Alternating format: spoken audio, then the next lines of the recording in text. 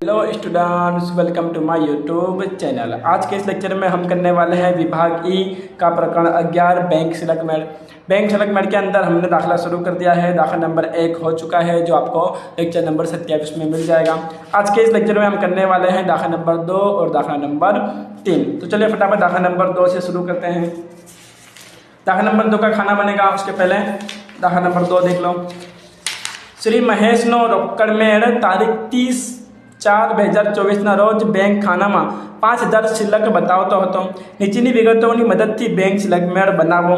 બરાબર 30/4 એપ્રિલ તો લખી દેવાનું શ્રી મહેશનો તારીખ 30/4/2024 નો બેંક શિલ્લક મેળ। ઓકે, તો પહેલા લાઈનમાં શું લખવાનું? બાકી કેટલી બાકી આપેલ છે? અહીંયા બાકી આપેલ છે ₹5000। શું બતાવે છે? શિલ્લક બતાવે છે। શિલ્લક ક્યાં લખાય? શિલ્લક લખાય ઉધાર બાજુ કોની મુજબ? રોકડ મેળ મુજબ। તો શું છે? રોકડ મેળ મુજબની બેંક શિલ્લક। ઓકે, ઉધાર બાકી છે ને તે માટે રોકડ મેળ મુજબ બેંક શિલ્લક શું હોય? ઉધાર બાકી હોય તો ઉધાર બાજુ લખી દેવાનું 5000।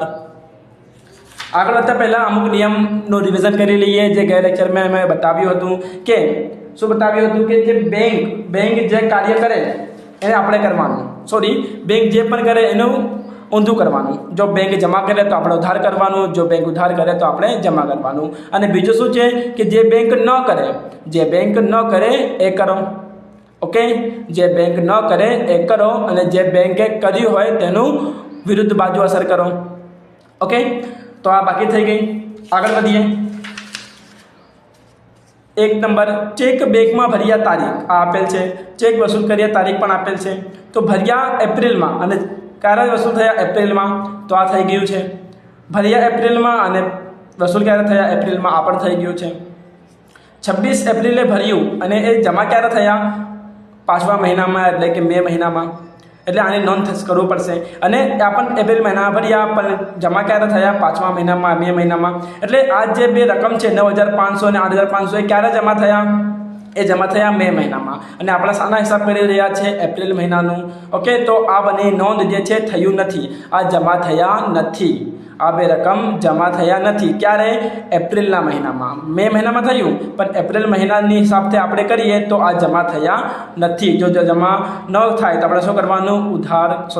જે ન થાય એ કરો। બેંકે જો ન કર્યો હોય તે કરો। તો બેંકે શું નહીં કર્યું? બેંકે જમા નહીં કર્યું તો આપણે શું કરવાનું? જમા કરવાનું। ઓકે, તો શું લખવાનું? તો લખવાનું 1 નંબર, બેંકમાં ભરેલ પરંતુ જમા નહીં થયેલ ચેક। બરાબર કેટલા રકમ છે? 2 રકમ છે, 9500 અને 8500, બંને થશે 18000। તો 18000 લખી દેવાનું જમા બાજુ। બેંકે જે ન કર્યું હોય તે કરો। બેંકે શું નહીં કર્યું? જમા નહીં કર્યું તો આપણે જમા કરી દેવાનું। આગળ વધીએ। એપ્રિલ 24માં લખેલા જો રકમ આપણે લખીએ ને એ શું થાય? પાસબુકમાં ઉધાર થાય। જ્યારે પણ આપણે ચેક લખીને આપીએ ને તો પાસબુકમાં ઉધાર થાય। પરંતુ મે 2024માં બેંકમાં રજૂ થયેલા ચેક એટલે પણ આપણે એપ્રિલમાં લખેલા છે, એ જમા ક્યારે થયા? રજૂ ક્યારે થયા? રજૂ થયા મે મહિનામાં। એટલે કે એપ્રિલમાં તો રજૂ થયા નહીં, તો આ એપ્રિલ માટેની નોંધ છે। તો આ શું સમજવાનું? આપણે સમજવાનું કે રજૂ થયા નથી। ક્યારે? એપ્રિલ માસમાં રજૂ થયા નથી। નરેશના 1625 અને સુરેશના 1025। તો જે બેંકે ન કર્યું હોય તે આપણે કરવાનું। બેંકે શું નહીં કર્યું? ઉધાર નહીં કર્યું તો આપણે ઉધાર કરી દેવાનું। તો શું લખવાનું? તો લખવાનું કે બેંક લખેલ પરંતુ બેંકમાં રજૂ નહીં થયેલ ચેક। બરાબર 2 રકમ છે। 2 રકમ કેટલી છે? 1625 અને 1025। બંનેનો સરવાળો કેટલો થશે? બંનેનો સરવાળો થશે 1625 પ્લસ 1025 એ થશે 2650। શું કરવાનું આપણે? ઉધાર બાજુ 2650। બેંકે ઉધાર નહીં કર્યું તો આપણે ઉધાર કરી દેવાનું। ઓકે, નેક્સ્ટ 3 નંબર, શ્રી ₹75ની બેંક ચાર્જીસની રકમ રોકડ મેળમાં 2 વાર નોંધાઈ ગઈ। બેંક ચાર્જીસની રકમ શું થઈ ગઈ? 2 વાર નોંધાઈ ગઈ। હવે જો જે બેંક ચાર્જીસ ક્યાં લખાય? બેંક ચાર્જીસ રોકડ મેળમાં જમા બાજુ લખાય। ક્યાં લખાય? બેંક ચાર્જીસ એક ખર્ચ છે અને બધા ખર્ચા રોકડ મેળના ખાનામાં જમા બાજુ લખવામાં આવે છે। તો આ જમા બાજુ લખી દીધો છે કેટલા? 2 વાર। 2 વાર લખ્યા એટલે એક વધારાનું લખાઈ ગયું. તો સુધારવા માટે જે 2 વાર એક વધારાનું લખાયું ને એટલે સુધારવા માટે શું કરવાનું? ઉધાર બાજુ લખવાનું. તો શું લખાશે ઉધાર બાજુ લખાશે 75. વિગતમાં શું લખવાનું? વિગતમાં લખવાનું કે બેંક ચાર્જીસ ની રકમ 2 વાર નોંધાઈ ગઈ. બરાબર, 2 વાર નોંધાઈ ગઈ. કઈ બાજુ? જમા બાજુ. સુધારવા માટે 1 વાર ઉધાર બાજુ લખવું પડશે. આગળ કહે છે કે જ્યારે બેંક ચાર્જીસની 50ની બીજી રકમ રોકડ મેળમાં નોંધવાની રહી ગઈ હતી. બેંક ચાર્જીસની એક બીજી રકમ છે જે રોકવાની રહી ગઈ હતી. બેંક ચાર્જીસ પણ શું છે? ખર્ચ છે. ક્યાં લખાય? એ લખાય રોકડ મેળમાં જમા બાજુ. બરાબર, તો આ શું થશે? જમા થશે. આ બેંક ચાર્જીસ પાસબુકમાં શું થાય? પાસબુકમાં ઉધાર થાય અને આપણા રોકડ મેળમાં શું થાય? જમા થાય. તો જમા બાજુ લખાશે. કેટલા લખાશે? 50 રૂપિયા. શું લખવાનું? નોંધવાની બાકી બેંક ચાર્જીસ. ઓકે, આ બેંક ચાર્જીસ નોંધવાની બાકી હતી અને આ બેંક ચાર્જીસ વધારાની લખાઈ ગઈ હતી. ઓકે, આગળ વધીએ. 5 નંબર, 4 નંબર, આ પણ 3 નંબર હતો, આ 4 નંબર આવ્યો. 4 નંબર જો, શ્રી મહેશના પુત્રે 500નું ડિવિડન્ડ વોરંટ તેમના ખાતામાં ભરેલું હતું, પરંતુ બેંકે તે રકમ ભૂલથી શ્રી મહેશના ખાતામાં જમા કરેલ છે. આ જે રકમ છે આ શેમાં લખવાનું હતું? મહેશના પુત્રના ખાતામાં ભરવાનું હતું, પણ બેંકે ભૂલથી શું કર્યું? મહેશના ખાતામાં જમા કરી દીધું. બેંકે શું કર્યું? જમા કર્યું. જો બેંકે જમા કર્યું હોય તો આપણે શું કરવાનું? આપણે ઉધાર કરવાનું. નિયમ શું છે? જે બેંક કરે એનું ઊંધું કરો. તો બેંકે જમા કર્યું તો આપણે શું કરશું? ઉધાર કરશું. તો ઉધાર બાજુ લખવાનું 500 રૂપિયા અને વિગતના ખાનામાં લખવાના બેંકે ભૂલથી જમા કરેલ ડિવિડન્ડ વોરંટ. બરાબર, આગળ વધીએ. 5 નંબર, રોકડ મેળની વ્યય બાજુનો બેંક ખાનાનો સરવાળો ભૂલથી 1000 જેટલો વધુ ગણ્યો. બેંક ખાનાનો સરવાળો કેટલા ગણી લીધા? વધુ ગણ્યા. કયા બાજુ? વ્યય બાજુ. વ્યય એટલે જમા બાજુ. જમા બાજુ શું કર્યા? વધુ ગણ્યા. સુધારવા માટે શું કરવાનું? ઊંધી અસર કરવાની. તો આપણે વ્યય એટલે જમાને બદલે ક્યાં લખવાનું? ઉધાર બાજુ લખીશું તો આપણો સરભર થઈ જશે. તો ઉધાર બાજુ લખાશે 1000. વિગતમાં શું લખવાનું? વિગતમાં લખવાનું રોકડ મેળની વ્યય બાજુ ભૂલથી વધારે સરવાળો કરેલ. બરાબર, આ રકમ લખાશે ઉધાર બાજુ. આની સાથે બધી વિગતો લખાઈ ગઈ. હવે શું કરવાનું? ખાતા બંધ કરવાના. કઈ બાજુ વધારે રકમ છે? તો જમા બાજુ રકમ વધારે દેખાય છે. તો જમા બાજુ લખી દઈએ પહેલાં 18000 પ્લસ 50. તો કેટલી આવશે? 18000 ને 50. બંને બાજુ લખવાનું 18050 અને બાદબાકી કરવાની. માઇનસ 1000 માઇનસ 500 માઇનસ 75 માઇનસ 2650 ને માઇનસ 5000. તો રકમ આવશે 8825. કેટલી આવશે? 8825. આ શું મળ્યું? બરાબર, અહીંયા શરૂઆતમાં શું લખ્યું હતું? રોકડ મેળ મુજબની. તો અહીંયા છેલ્લે શું લખવાનું? પાસબુક મુજબની. પાસબુક મુજબની. યાદ રાખજો, શરૂઆતમાં રોકડ મેળ હોય તો છેલ્લે પાસબુક આવે, શરૂઆતમાં પાસબુક હોય તો છેલ્લે રોકડ મેળ આવે. તો પાસબુક મુજબની કઈ બાકી છે? આ ઉધાર બાકી છે. તો ઉધાર બાકી શું કહેવાય? ઉધાર બાકી કહેવાય બેંક ઓવરડ્રાફ્ટ. બરાબર, પાસબુક મુજબનું શું કહેવાય? Bank overdraft. આની સાથે આ દાખલો પૂર્ણ થાય છે. ઓકે, એના પછી આગળ વધીએ દાખલા નંબર 3 ઉપર. અહીંયા સુધી તો તમને ખબર પડી હોય તો વિડીયોને લાઇક કરી નાખજો, પોતાને ફ્રેન્ડ્સને પણ શેર કરી નાખજો અને સબસ્ક્રાઈબ ના કર્યો હોય તો કરી લેજો. ચાલો આગળ વધીએ દાખલા નંબર 3 ઉપર. શ્રી રામ શુકલની પાસબુક તારીખ 31/3/24ના રોજ 7500ની ઉધાર બાકી દર્શાવે છે. તે જ તારીખે રામ શુકલનો બેંક સિલક મેળ તૈયાર કરીને રોકડ મેળ મુજબની સિલક શોધો. ઓકે, તો સૌપ્રથમ શું આપેલ છે? માર્ચ મહિનાનું. શું આપેલ છે? માર્ચ મહિનાનું 7500ની ઉધાર બાકી. શું દર્શાવે છે? ઉધાર બાકી. ઉધાર બાકી એટલે શું કહેવાય? બેંક સિલક મેળ કહેવાય. ઓકે, આ તમારો ખાતો છે બેંક સિલક મેળ. લખી દેવાનું. અહીંયા લખાશે ક્રમ, અહીંયા લખાશે વિગત, ઉધાર રકમ અને જમા રકમ. સૌપ્રથમ લખવાનું પહેલી લાઈનમાં શું લખવાનું? રોકડ મેળ નહીં, પાસબુક મુજબની શું આપેલ છે? પાસબુક મુજબની આપેલ છે ઉધાર બાકી. ઉધાર બાકી શું કહેવાય? ઉધાર બાકી કહેવાય બેંક ઓવરડ્રાફ્ટ. યાદ રાખજો, પાસબુક મુજબની ઉધાર બાકીને શું કહેવાય? બેંક ઓવરડ્રાફ્ટ કહેવાય. ઉધાર બાજુ લખી દેવાનું. કેટલા આપેલ છે? 7,500. ઓકે, ખબર પડી? ઉધાર બાકી 7,500 ઉધાર બાકી દર્શાવે છે પાસબુક મુજબની. બરાબર, પાસબુક મુજબની ઉધાર બાકી એટલે બેંક ઓવરડ્રાફ્ટ.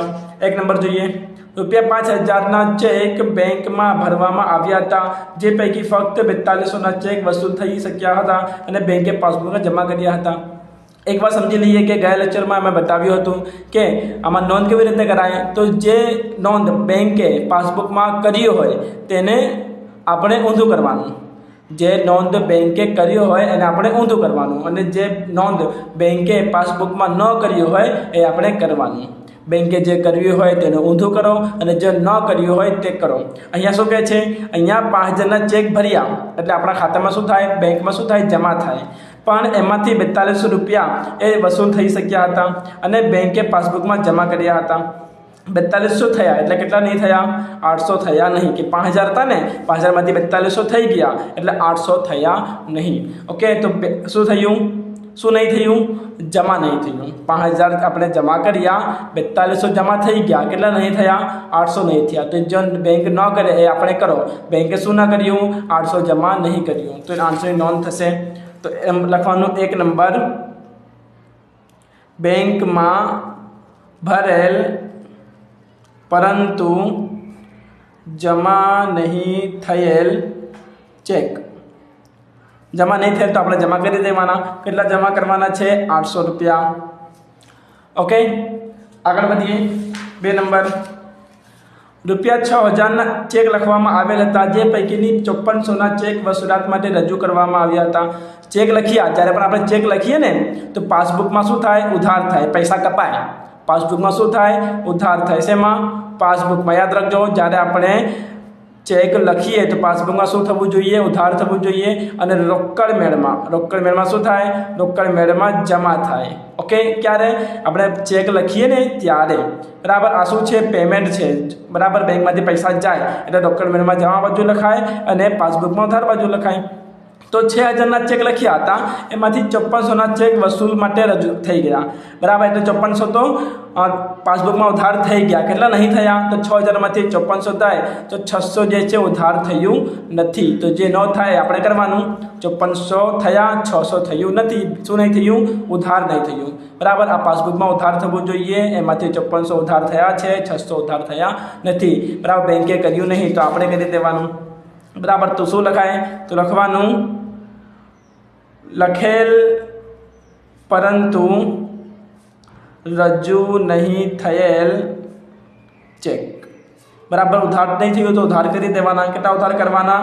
600 રૂપિયા. ઓકે, 3 તારીખ 3 નંબર, બેંકે રોકાણ ઉપરનું વ્યાજ 1200 ઉઘરાવીને પાસબુકમાં જમા કર્યું. 1200 વ્યાજના, જેની રોકડ મેળમાં નોંધ થઈ નથી. બરાબર, બેંકે શું કર્યું છે? જમા કર્યું છે. નિયમ શું છે? જે બેંક કરે એને ઊંધું કરો. તો બેંકે જમા કર્યું તો આપણે શું કરવાનું? ઉધાર કરવાનું. તો ઉધાર બાજુ લખી દેવાનું. કેટલા રૂપિયા? ઉધાર બાજુ લખી દેવાનું 1200 રૂપિયા. શાના છે 1200 રૂપિયા? તો લખવાનું બેંકે રોકાણ ઉપર વ્યાજ જમા કર્યા, જે રોકડ મેળમાં નોંધાયું નથી. ઓકે, કેટલા નોંધાયું નથી? 1200 નોંધી દીધું. ખબર પડી? બેંકે જમા કર્યું છે, આપણે ઉધાર કરો. આગળ વધીએ. 4 નંબર, એક ગ્રાહકે શ્રીરામ શુક્લના ખાતામાં 12/850 ભર્યા હતા. ગ્રાહકે શું કર્યું? ખાતામાં 12/850 ભરી દીધા. એટલે શું કર્યું? જમા કર્યું. બેંકમાં શું થાય? પાસબુકમાં શું થાય?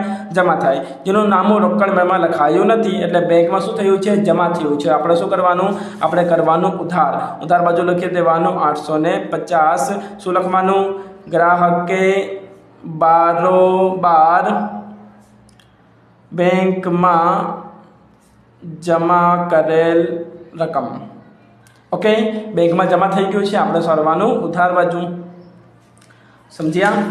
આગળ વધીએ. 5 નંબર, ઓવરડ્રાફ્ટનું વ્યાજ 230 અને બેંક ચાર્જીસ 70 પાસબુકમાં નોંધવામાં આવ્યા હતા. આ બંને શું છે? ખર્ચ છે. ઓવરડ્રાફ્ટનું વ્યાજ ખર્ચ છે, બેંક ચાર્જીસ ખર્ચ છે. આ પાસબુકમાં ક્યાં લખાય? પાસબુકમાં ઉધાર બાજુ લખાય.